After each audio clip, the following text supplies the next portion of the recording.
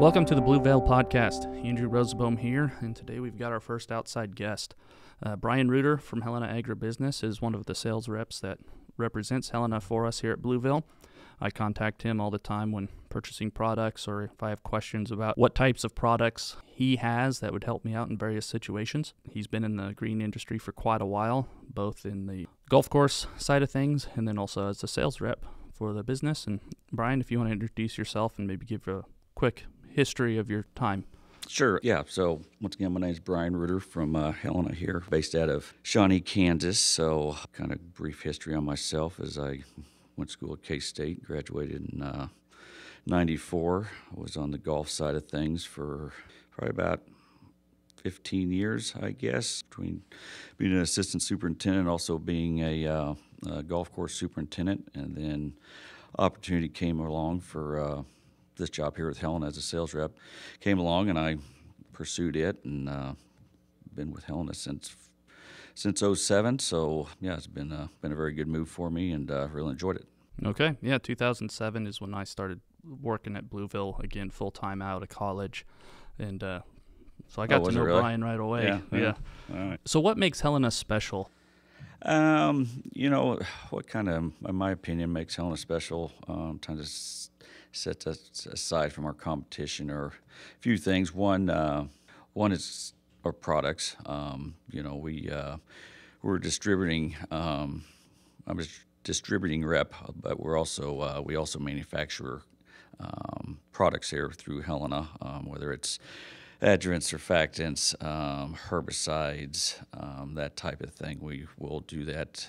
We've got some formulation plants around the country that we do that. Things we're doing with some of our product line, other companies can't do. So I think that sets us apart a little bit there. I also think our people set us apart from our corporate level all the way down to our distribution centers, and that people really are bought in, do a great job with the company, and really want to see the company succeed. Yeah, that's great. I've definitely noticed that as a purchaser of your products. I can give you a call, and if I need it the next day, you'll overnight it UPS and that kind of stuff. Yeah. So, but you don't do that very often because you're always in good shape in terms of keeping organized. So yeah, I try and plan ahead. That's right. So, that's right.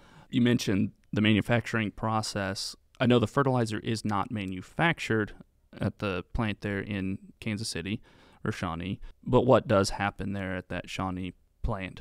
So at the Shawnee plant, where we're a little more unique than some of our other Helena specialty locations, is we actually produce fertilizer there. When I say we talk about produce, we're not producing the urea or potash or phosphorus. We're essentially blending the fertilizer into bags there. And so how the process works, nitrogen, urea or ammonium sulfate, whatever the bulk product is, comes in on essentially grain trucks, and we'll offload there in our Shawnee site. As it offloads out of the grain trucks, type of thing, it gets screened, so we get some consistency on the prill.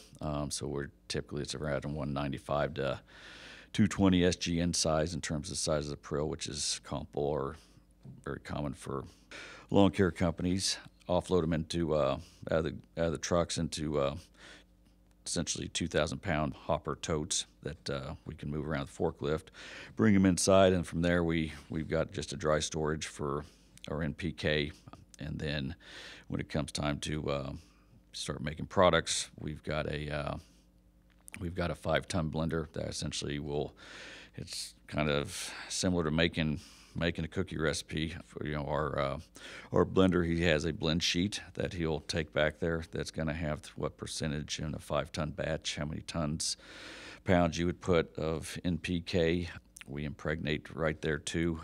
So essentially it's going to drop a certain percent on the conveyor belt, goes into our 5-ton blender. From there, if it's straight fertilizer, then it'll just mix around so it gets uniformity. So we can put it into the pods then and then go to the bagging process. If it's a control product such as a pre-emergent or something for grub control, then and as it's blending right there, we've got the capability too of spraying those control products on there, and then it'll blend and make sure it's all properly mixed up, and then once again from there it goes to the bagger line, and we've actually got a robotic arm that we invested in a few last year, I guess, and so we've got a robotic arm that's stacking the 50-pound bags throughout the day. So typically on a good day there at our location, we can blend and bag anywhere from 40 to 50 ton. So wow. which seems like a lot, but companies such as your size, you guys are going through 25 to 30 ton around type of thing. So there's a lot of larger lawn care companies that. Yeah, that's just a day's worth is just pretty much an application round for them. So, so that's kind of how it works. Yeah, it's been a few years since I've toured that facility. Yeah. When I was there last, guys were hand stacking those pallets. I'd love to go see that robotic arm. It's pretty neat. It's pretty neat. Yeah, and you mentioned that impregnating the prills, and just to be clear, that is usually something to add a slow release element. Yeah, it can. It's the slow release element can either comes to us on the trucks where it's going to be a polymer coated type of product, or we can impregnate when we impregnate if we make a urease inhibiting enzyme type of stabilizer, such as stuff as U-Flex or something like that. That's what we would spray the urea with our product called Infix. That's where we spray the product on there and create our own U-Flex with our product. So yeah. All right. The other thing that Brian really got me into these last couple of years is growth inhibitors. Something I've noticed is in the springtime you can't mow enough, it seems like. Here in Manhattan, we do a lot of bagging, but in Kansas City, they don't do much bagging, so a lot of stuff is just mulching and blow and go. So the companies in Kansas City were looking for a way to cut down on the amount of thatch they were leaving on the lawn and the amount of time they spent double or triple cutting. So last year I went to a little presentation and they sold me on the use of growth inhibitors. It's not something I use on every property, but there are a few. Brian, if you just want to kind of talk about the pros of using a growth inhibitor in the spring and fall. Yeah, there's huge pros in it from a company standpoint, especially here the past few years when labor has started becoming tougher and tougher for companies to find, and also fuel costs what too. Fuel costs were, what hourly rate was going for to employ people. Companies are trying to find ways to help aid in them to where when they were making their weekly visits, especially in the springtime when things are just going crazy growth-wise, ways for them to get in and get out without having to spend the extra time. And one way of doing that, whether it's on turf or even on shrubbery too, is use of growth regulators. And there's a whole slew of different growth regulators, but essentially how a lot of growth regulators work is they restrict the production of gibberellic acid in the plant. Gibberellic acid essentially is the upright hormone that helps give the upright growth portion of the plant. So by restricting that, by applying a growth regulator, it restricts that gibberellic acid. So it essentially it's going to take that energy from restricting that gibberellic acid and pushes it more down into the roots. So one, you're going to restrict the top growth. It doesn't affect the plant in terms of health-wise by any stretch. If anything, it can help somewhat promote a healthier plant in spring, because it's going to help by restricting that gibberellic acid. It's going to take that energy from going upward down into the roots of the plant. So you're going to help push roots and get a little bit better rooting through springtime. So, and then depending on all these chemicals, especially on plant growth regulators, it's not a matter of the rates vary, but typically on an application, you'll get about 3 to 4 weeks between applications on it, depending on what rate you're going at, and it's not gonna shut down the plant totally, but it's gonna shut it down to where you're gonna be able to get in there and mow, maintain, and get in it out of there without having to spend a bunch of extra time, double cutting it, whatever it may be. Yeah. And there's also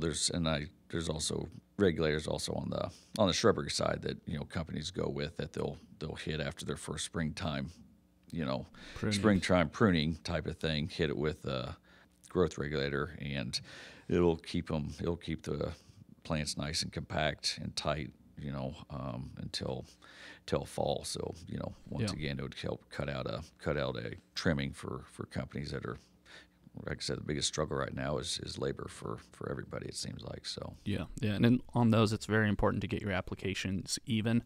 You don't want to have one half of the plant correct. Yes. just growing out of it, and the other one nice and compact. Yeah.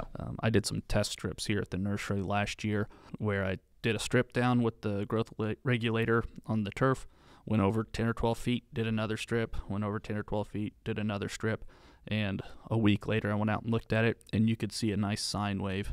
Oh, really? Where I had sprayed was shorter Right. and actually greener too. Yeah. And then the other stuff had grown and was not quite as green. The presenter at that presentation I went to about this time last year had mentioned because the upright growth is shorter, but you're not losing any chlorophyll, everything's a little tighter and looks more green without the need of added nitrogen. So that was one added side effect that I really thought was beneficial. Yeah, absolutely.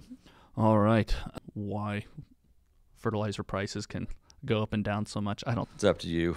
It's not our fault. Right. It's not the specialty size fault. It's such an ag driven market on that. As long as commodity prices are staying strong, farmers are willing to keep fertilizing and can afford to keep fertilizing. And when the perfect storms just happened here between the COVID and lack of labor. You got weather is a big factor too.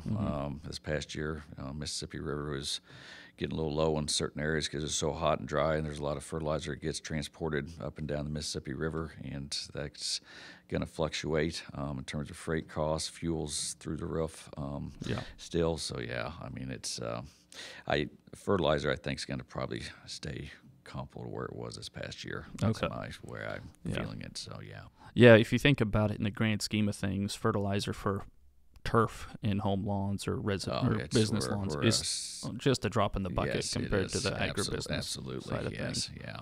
Well, thank you very much, Brian. Appreciated you coming on and talking with me today. If you have any questions for me or you want to pass along to Brian, you can reach me at podcast@bluevillenursery.com. I'll talk to you next time.